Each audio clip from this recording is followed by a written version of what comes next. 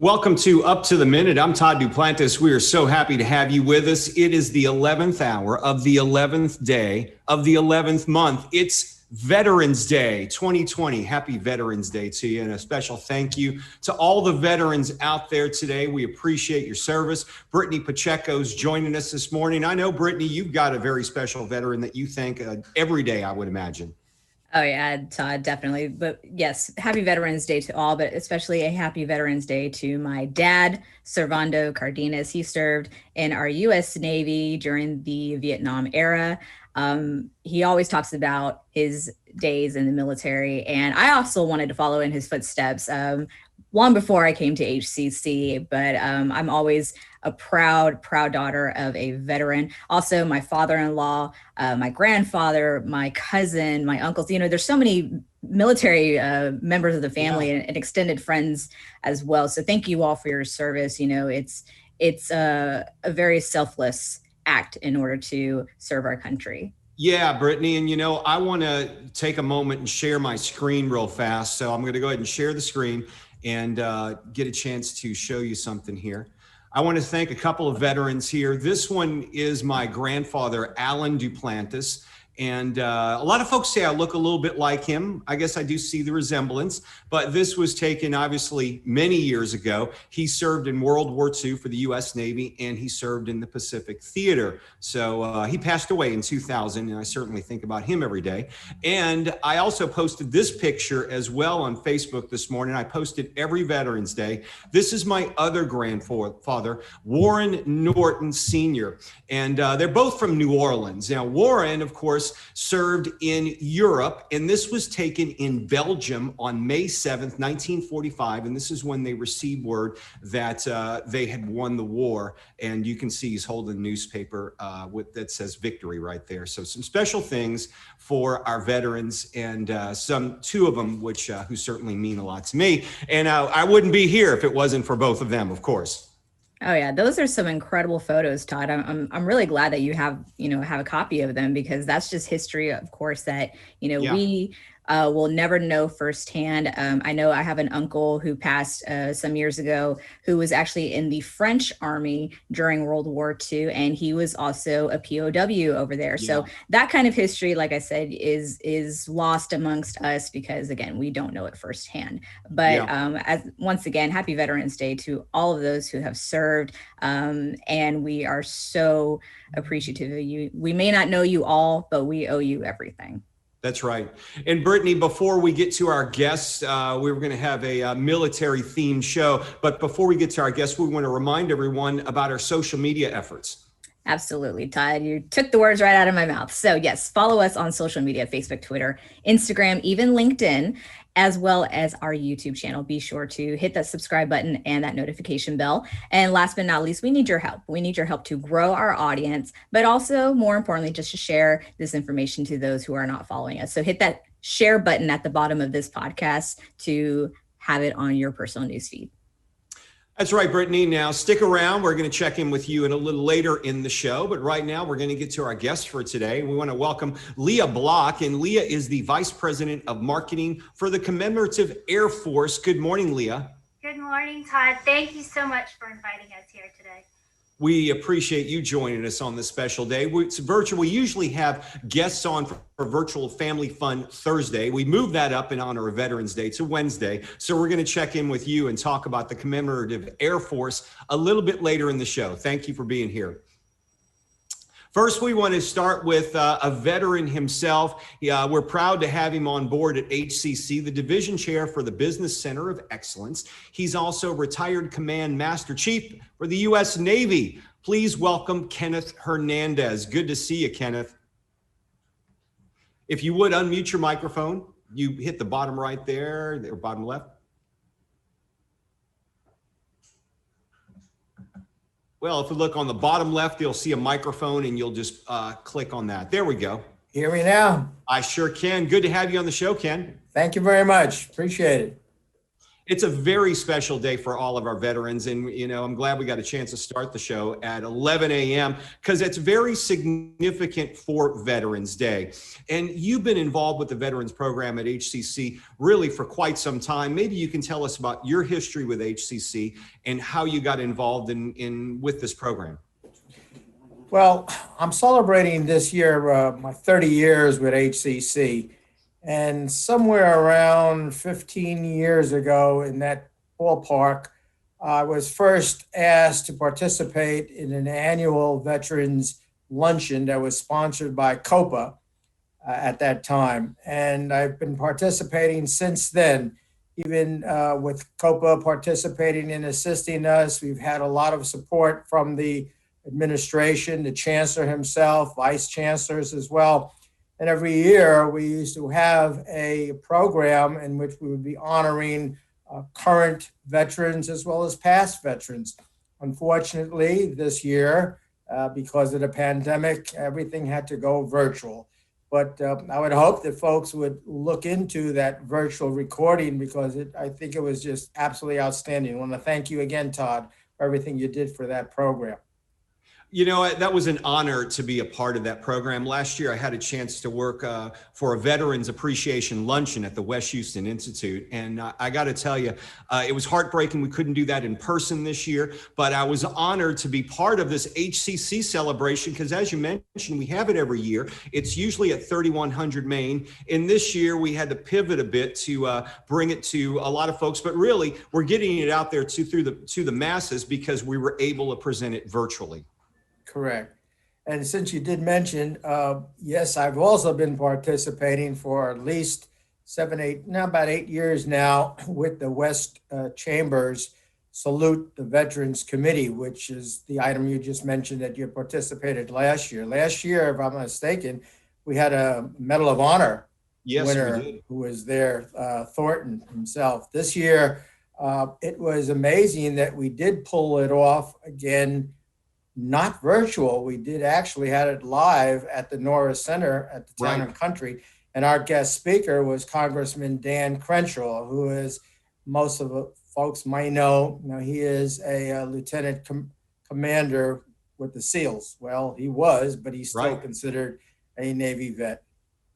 I heard something about you had worked on a HCC commemorative coin, which is now a tradition here at HCC. Maybe you could tell us a bit about that because we've got a picture of one of the coins we're going to be showing. Great.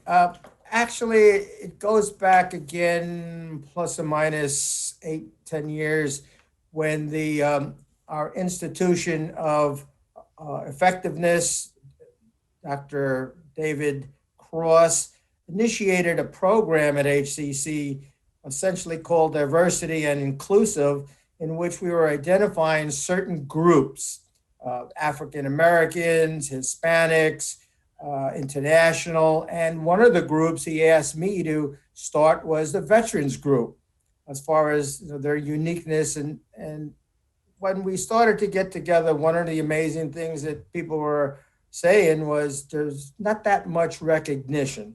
And so I decided to design and create a challenge coin. For those in the military, they recognize what a challenge coin is. So I decided to come up with the HCC Challenge Coin. And did you had a picture of it there? Yeah, I could try to put it on camera. Sure do. If you could see it right there is the HCC on one side, and on the other is our 5 most noted branches. And so we, as part of the Veterans Association at HCC, we collect funds and we provide those challenge coins to all employees and students gratis, free, as our part in recognizing all veterans. I'll be working with the Veterans Affairs Office as far as a distributing point, and hopefully like next year, we may have again the face-to-face luncheon in which at the same time we start providing those coins for all. But I'm glad that you mentioned it because it is one of the ways that HCC does recognize veterans. Absolutely. Ken, if there's one thing that you know, being a person who hasn't had the honor of serving in the military, out of respect for all of us, Veterans Day takes place one day a year. But realistically, we should be honoring our veterans every day. I mean, they're always a veteran, not just on 11/11. You're absolutely correct. It kind of reminds me of people would say the same thing about Christmas. Christmas comes December 25th, but the spirit of Christmas should be kept every year. Right. Well, the same regarding veterans, as you just indicated, that remembering them and thanking them and appreciating them should be every day of the year. I mean, after all, what do we see in the news and in the world, and especially here in our streets? You know, we see the discord, we see this anxiety, we see these protests, we see these different viewpoints, and stop to think, who's defending those rights? Absolutely. Who is defending those privileges and your entitlements? It's that man and woman who's put on that uniform that will do everything, including up to the ultimate sacrifice, so that you have your way of saying whatever you'd like to say. Ken Hernandez, we appreciate you being here on the show, and we thank you for your service. And, you know, Ken, thanks for being a part of HCC. You've certainly made us a very rich institution in reaching out and assisting our veterans. Thank you so very much. My last words is for everyone, stay healthy, stay happy, and stay hopeful. Thanks, Bye. Ken. We'll see you again. Bye-bye. We're going to move on to Leah Block. And Leah, you're the Vice President of Marketing at the Commemorative Air Force. And maybe you can tell us a bit about the Air Force, because people are thinking, well, how does it work? Are you a display? Are you a museum? How are you guys, and how do you work, and where are y'all based? So we really are a force. It's an appropriate name. We have 174 World War II era aircraft, 174, which puts us on rank with, we are the world's largest collection of private flying aircraft. And they do fly. So while we are a museum, we are a flying museum. So clearly we can be anywhere at any time. We have about 60 different locations across the country, including some in Houston. And what we do is we put on different educational programs. We do events like Wings Over Houston that Houston is well known for. We do rides days, or we do salutes to veterans for Memorial Day, Veterans Day. Houston has a lot of Commemorative Air Force aircraft. They're not all based here, but some of the really big aircraft, including the B-17 Flying Fortress, is based here in the Houston area. So we're very lucky to have a lot of really wonderful historic military aviation here in the city. And I was reading through some of the facts behind the Commemorative Air Force, and I didn't realize this, and this is kind of fascinating to me. I guess after World War II, there were no need for the planes and the warplanes, so they were actually destroying these planes, scrapping them for metal, which was very valuable at the time in a country coming out of a war, and we almost lost this bit of history. That's absolutely correct. And it kind of started just because some people it started in 1957. So we've been around for quite some time, but we were the first group to really take it seriously that if we didn't start saving the aircraft now, they would not be around for much longer. And at that time, these aircraft were the very best technology we had to offer, and many will say that it's the air power and the arsenal of democracy that created the air power, which helped the Allies win the war. Yeah. So these aircraft are not just machines; they're really symbolic of not only the people who flew the aircraft, but those who built the aircraft, those who maintained the aircraft, those who sacrificed during World War II on the home front so that we had rubber and gas. So these aircraft really, they tell fascinating stories that really can relate to anybody. Yeah, and you bring up another point that is fascinating when you think about the world as it is today, okay? Back during the greatest generation, when we were at war, for those who weren't away serving, fighting for our country, there was a force of people in this country who dropped their jobs as lawyers and went out to work at factories, men and women, to build these machines. We're talking about, like you said, the rubber manufacturing factories, to build the rivets on the plane, Rosie the Riveter, all of this. We had a huge section of this country that while their spouses and their family members may have been away, they were here working for the greater good. That's remarkable when you think about how divided we are now as a country. Just think about what this generation did to preserve what we do. I think you hit the nail on the head, and that has been a huge driving force for us this year. This is the 75th anniversary of the end of World War II. So our World War II veterans are in their late 90s, early hundreds. Yeah. So we are working at a rapid pace to preserve their stories, this history, because these veterans, we say they will not be forgotten, but in order to do that, we have to take action. And you're so right. Today, we're seeing a lot of divisiveness in this country, but we know we're best when we work together. This country was at its best when everyone came together from all different demographics, economic or otherwise, and we all worked together for a common good, and that was to defend our freedom. Another strong point, which I saw in the discussion points here, is about the fact that you guys are working not to glorify war, but maybe you can tell us a bit more about that, because we've kind of been talking about it. Absolutely. I mean, these aircrafts, like I said before, they really represent freedom for people, and they represent the idea that we need to defend it, that it's not just handed to us, that people have worked hard and lost lives defending that freedom for all of us. And that's really the takeaway that our organization hopes to do. We serve to educate people about what happened during World War II, but we also hope to inspire them. There are some fantastic stories of people who overcame significant adversities. We had, during World War II, we see the first Black combat airmen in the military, and we also see the first women service pilots in the military. So there are some people that challenged some of these preconceived notions that certain people couldn't do certain things during that time. So we see World War II as a very inspirational story, not just a story about war. And we hope that comes across in every program we do. And people think, here in Houston, it's Wings Across Houston, Wings Over Houston is the big air show here in Houston. But the Commemorative Air Force, you guys send planes all over the country, I would imagine. And people think, well, how do those planes get there? They actually fly to the location. I imagine that takes a lot of maintenance, a lot of planning behind it, because to get a B-52 up to like New York is a big feat these days. Yeah, it is definitely, it's expensive. And these aircraft, they were not built for the long haul. These aircraft were built quickly to serve one purpose, and they were kind of throwaway in a sense.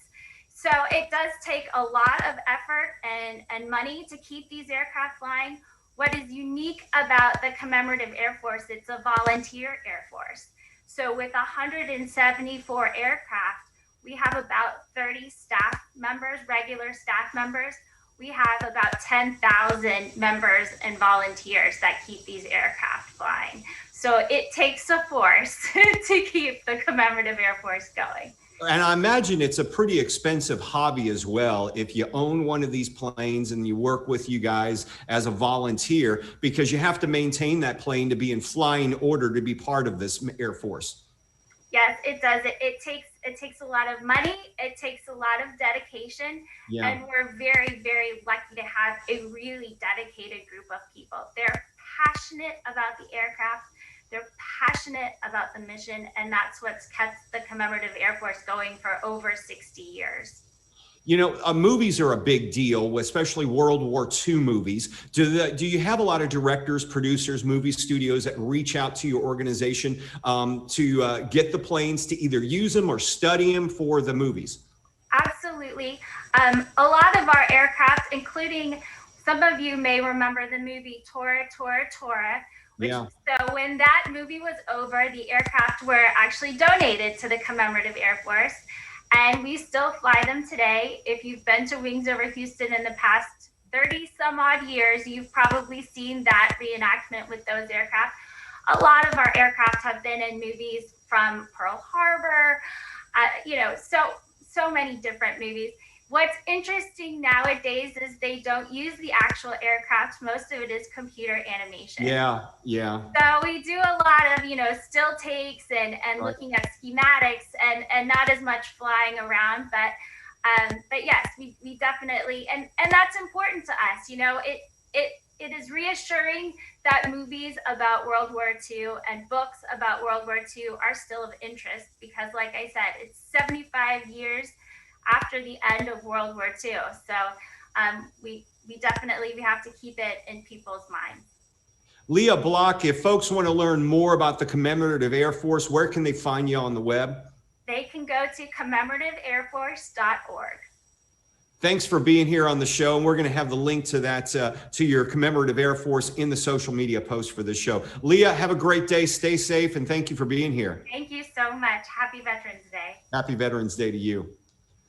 All right, our HCC News and Announcements. Of course, we have those every morning on the show. We have a couple of guests, then we check in with Brittany. We answer your questions if you have one. Brittany, we're going to get to right off the top something that's very important for us because we've started registering for the spring. We're still going through the fall semester. Spring registration, though, is underway, and we're still looking at those 4 modalities. Yeah, we are, Todd, definitely. So spring begins January 19th. So you have plenty of time to go and search for your classes for certain modalities. Now, what do I mean by that? I mean that our Flex Campus and lab-based courses are very limited in space because obviously we are adhering to city officials about practicing social distancing and what have you. So you need to sign up for these specific modalities very quickly. Again, these class sizes are going to be very limited. With the Flex Campus, you can choose whether or not you want to come to campus or just participate online at a specific time. But with the lab-based courses, those sections are going to be smaller, again, to allow for social distancing. The other 2 modalities are online anytime, speaks for itself, and then online on a schedule. Kind of works like if you were actually coming to the classroom at a specific time, but you just log on to your computer or your device at a specific time. So be sure to not wait for the last second to register. Regardless of your situation, we do have student support for everyone across the board: tutoring, student life, career and pathway advising, and career employment and counseling services. So be sure to register today for your spring 2021 classes. Go to hccs.edu/now. That's right, Brittany. And one thing that's happening today, in fact, right when the show is over with, the Diversity and Inclusion Lunch and Learn, Darren Baskin, HCC Inclusion Fellow, is presenting Understanding and Defeating Unconscious Bias, covering what is and what is not acceptable, including sexual harassment and discrimination. Great discussion happening at 11:30 today, right after Up to the Minute. That is through registration. Check your emails, folks. If you're faculty or staff, check through your emails, register for the event, and then tune in at 11:30. VPA and the Community Print Matters Think Inc. This is a visual and performing arts exhibition, Brittany, I believe. Yes. Real quick, Todd, though, going back to the diversity inclusion, Yep. Darren Baskin, veteran. He is a veteran. Yeah, he's been posting that on Facebook. We appreciate his service as well. Absolutely. And he's continuing to serve. He's also a friend of the show. We've had him on before. In fact, we need to get him on again and just see what he's up to. Because I don't know if you've ever tuned in when Darren's here, but he's hilarious. He's always humor. He comes in. Yeah, we got to get him on the office, and he's just a hoot. Yeah, he's fantastic. But yes, the VPA and Community Print Matters / Think Inc.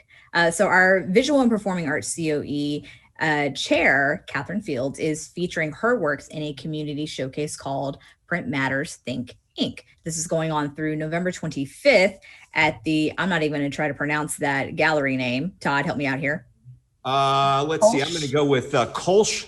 Okay, Kolsch Gallery. Kolsch That's at Gallery. That's what I'm going with. Yeah, I'm going to go with that too. That's at 1020 Pedden. For more information, you can email her. This is Catherine with a K .fields@hccs.edu. That's right. And let's see, I lost my notes here. Here we go. All right, HCC Northwest Community Gardening. They've got a show on trees coming up, and you can learn how to. Peter Frampton's really wanting to learn about he's trees. Excited about the discussion. You can join HCC Northwest for a community learning virtual workshop on trees. That's right, trees. You want to plant them, you want to care for them, we'll teach you how. That's 10:30 to 11:30 a.m. Monday, November 16th. And you can go to a link which we're going to share in the social media post for that. Rec Sports, Brittany, they always have a lot going on. They do, Todd. And tomorrow for Thursday, they've got Zumba, or as Todd likes to say, Zumba on Zoom, and boot camp. So you have to register ahead of time. You can just email christian.andrews@hccs.edu with the subject line Zumba or boot camp, or maybe both. Maybe you want to do both. Hey, you do you. You can do that, but you can also check out their Instagram and Facebook pages at HCCS Athletics and their website, hccs.edu/recsports. Rec Sports. And Friday, who's going to be on the show? Oh, Frank, along with a very special guest, the V Sisters. The V Sisters will be on the show Friday. Yep. They do twerk fitness. Hey, virtual open house sessions are extended. We can't have open houses on campuses because of this thing called COVID. If you don't know about it, Google it. No, seriously, we've been living in a different world. We can't have in-person things because of safety concerns. So we're doing them online to keep everyone safe. And we're talking about virtual open house sessions. They are underway, and you can go to hccs.edu/information sessions. I believe, Brittany, that if you're enrolling in HCC, you have to attend one of these sessions. Is that correct? Most likely, Todd. I mean, obviously, it can't hurt, obviously. Yeah. When it comes to orientation, yeah, definitely, that's mandatory. But these open house sessions are going to be very useful, very helpful for, students, parents, and even school counselors, obviously. This is just for your own benefit. And hey, why not be well prepared? Another thing we're doing virtually, continuing education classes. They've got a number of them available for you. You'd be amazed at the number of classes they have. Everything from welding to accounting, many, many, many more through the CE. That is the continuing education department. How can you find them? On our website, hccs.edu/CE. We'll have that link in this post as well. Making the grade Phi Theta Kappa Honor Society. They've got something coming up too, Brittany. They want you to join.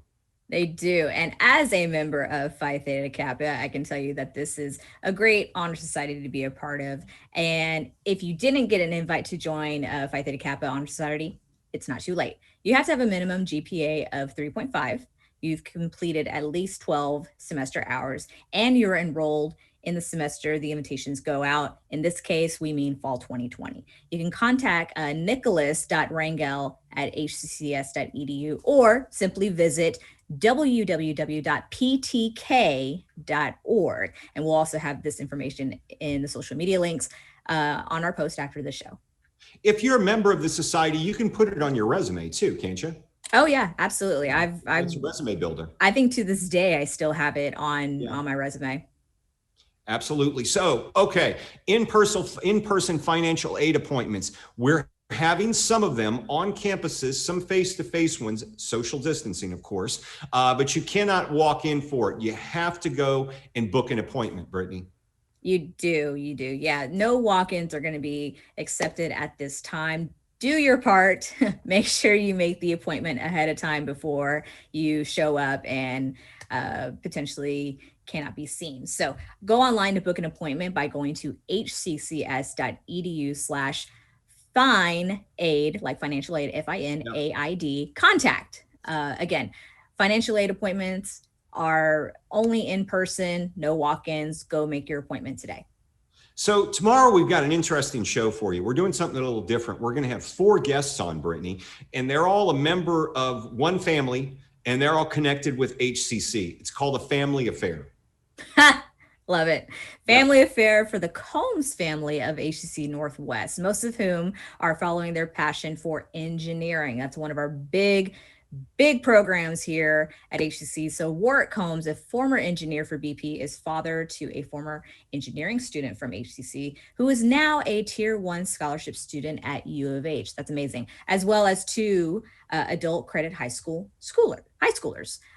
This is going to be a really interesting topic, family affair, as Todd said. So I think we should look like the Brady Bunch when we do that. We'll all have all of us on at the same time. We'll talk more. We're all just going to kind of look at each other and, yeah, you know. There you go. Like that. That'd be great. We got to get Alice in the middle. Maybe Frank's not going to be here. Frank normally could be Alice. We'd put him but in. you know what? We might get Luna or maybe even Peter. Oh, that would be good. Yeah, we'll put one of them on. Sit still. Put the dogs in them. All right. So tune in tomorrow, see what we're up to. You know, Brittany, I want to say one more time, we can't say it enough. Happy Veterans Day to all. Absolutely, Todd. Yes. Like I said earlier, we don't know them all, but we owe them all. So it's a very humbling day. Obviously, we take the time to remember our veterans and acknowledge them for the self-sacrifice that they have made for us and this country. Thanks, veterans, and thank you for joining us here today on Up to the Minute. I'm Todd Duplantis. She's Brittany Pacheco. We will see you again tomorrow, live tomorrow, 10 a.m. though.